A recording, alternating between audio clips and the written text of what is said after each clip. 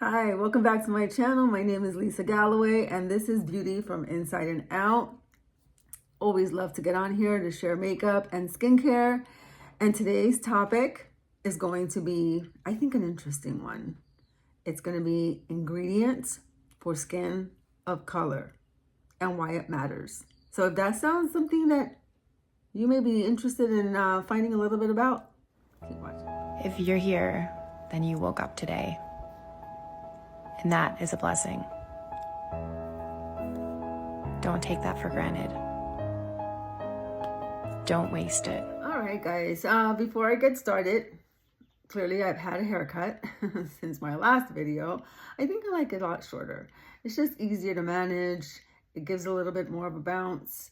And yeah, I think this is a good length, which I'm probably going to keep for a while if I don't forget to get to the stylist. Time goes by so fast. Before you know it, it's like 5 months and you're like, my hair has gotten long. So, but I like this length. So I think I'm going to go ahead and keep it. Okay, guys. I think this is a really interesting topic to explore. And let me tell you why.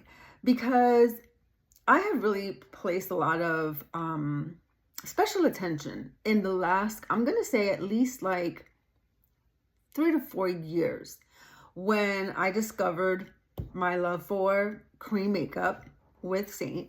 If you don't know, I am an artist and I love to share how much cream makeup for us mature ladies does such an amazing service to our faces, to our skin.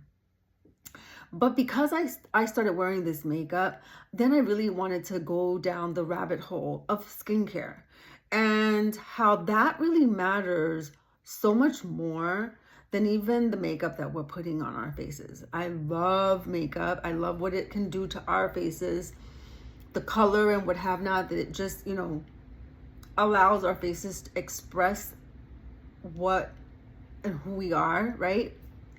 But skincare is so crucial. Listen, we're getting older. And there's a lot of things that we can't really manipulate, right? We can't change. We're gonna have those wrinkles. They're gonna get deeper as we get older. And I'm okay with that. But the things that I can try to control or keep at bay, I like to say, then I'm gonna go ahead and do my homework and work on that. And dry skin, oily skin, those are things we can control. We can control that with the skincare that we apply. And another struggle, which I can't be alone in this, is hyperpigmentation. Why? Because I think that for the most part, especially if you are from my generation, we went a lot of years without putting on that sunscreen. And now we are paying the price for that. As far as all of the dark areas that are coming about. Having an open mind and continuing to expose yourself to new people and new things and reading is that it just builds for yourself that list of information that's only going to benefit you. And the reason why I say that is because one huge thing that I have picked up along the way is that, number one, our skins are also different. So different. So this is a very personal, skincare is a very personal journey, okay, with whatever you're dealing with. And just know that from the very beginning. But the other thing is, what products, what ingredients you're using on your face when you have a darker pigment, okay? When you are a woman of color, it's gonna matter. It's gonna matter. It's gonna matter. I can't express that so much. Like, I have been using products in these past years that has been doing a disservice to what I'm trying to target, okay? And I want to give a shout out to this one doctor. I started following her because I'm like, you know what? My skin tone clearly is not fair skin. And a lot of the things that I was doing for someone of a much lighter skin tone than me. And I felt like it was working, but it really wasn't. It wasn't to the best of how I wanted it to work. Let me make that clear. So I came across this doctor that went ahead and wrote this book on Skin Revolution. If you have not heard of her, please look her up. She has a YouTube channel. She is amazing.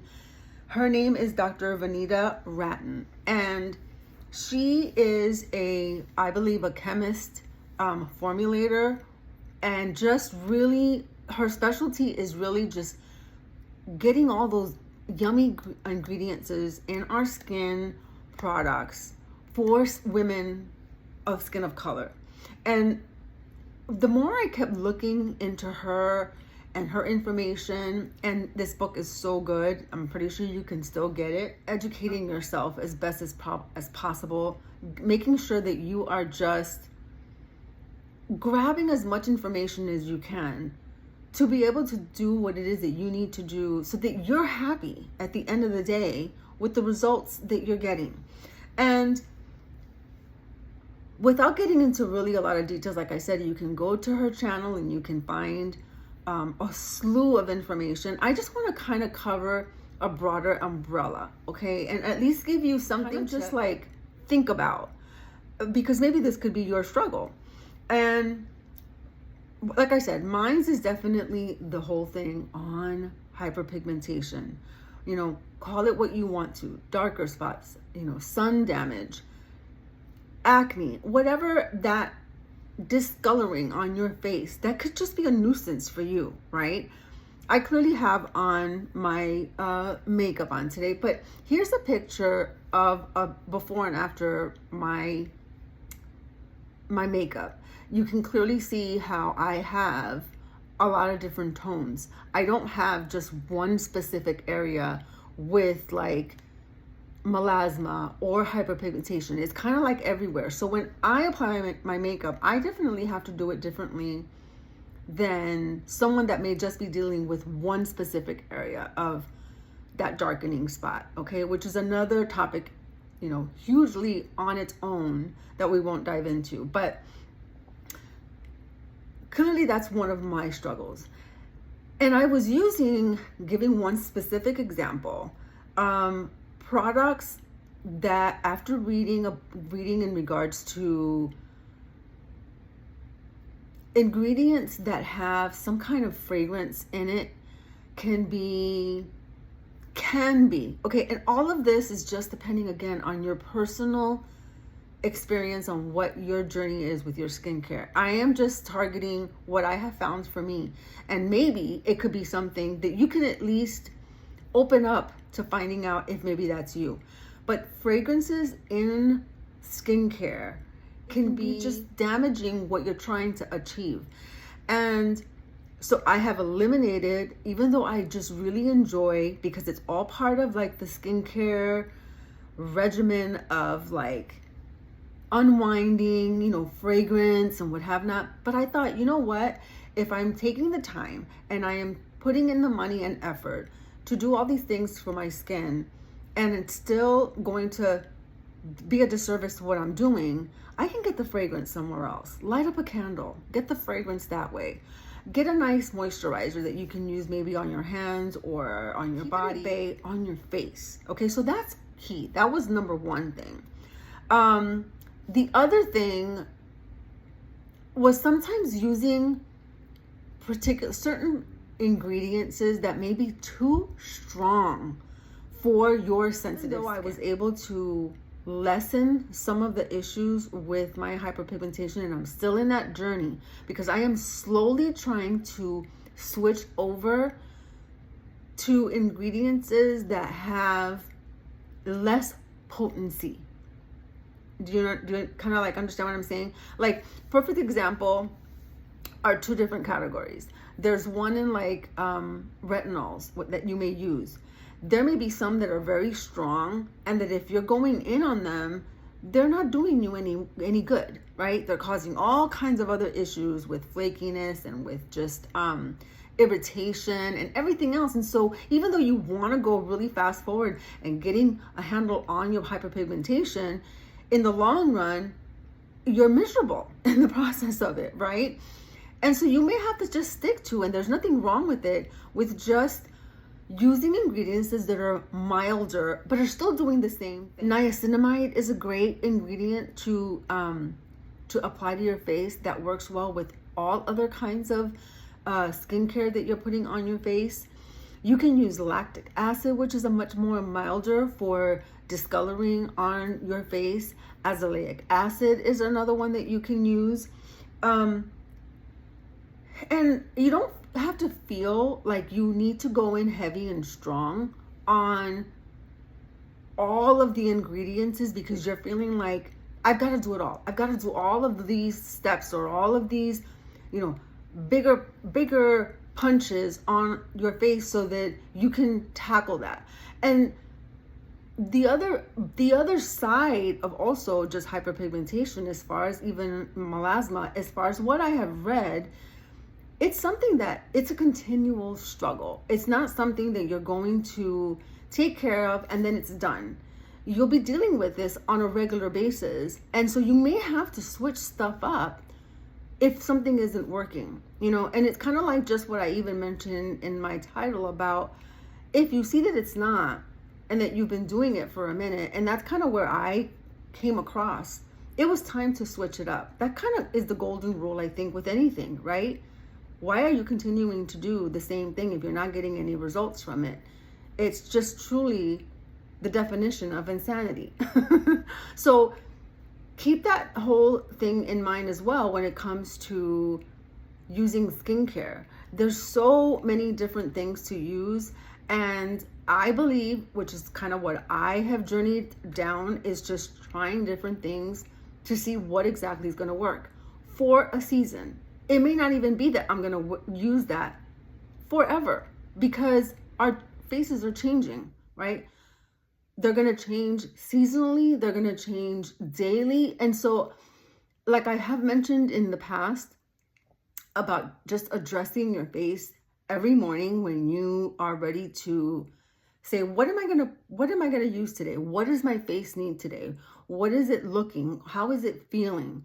You do the same thing on a regular daily basis, or at least I hope you are, which is something I used to never do. I used to go ahead and just say, okay, well, this person's doing this, and so I'm going to do this.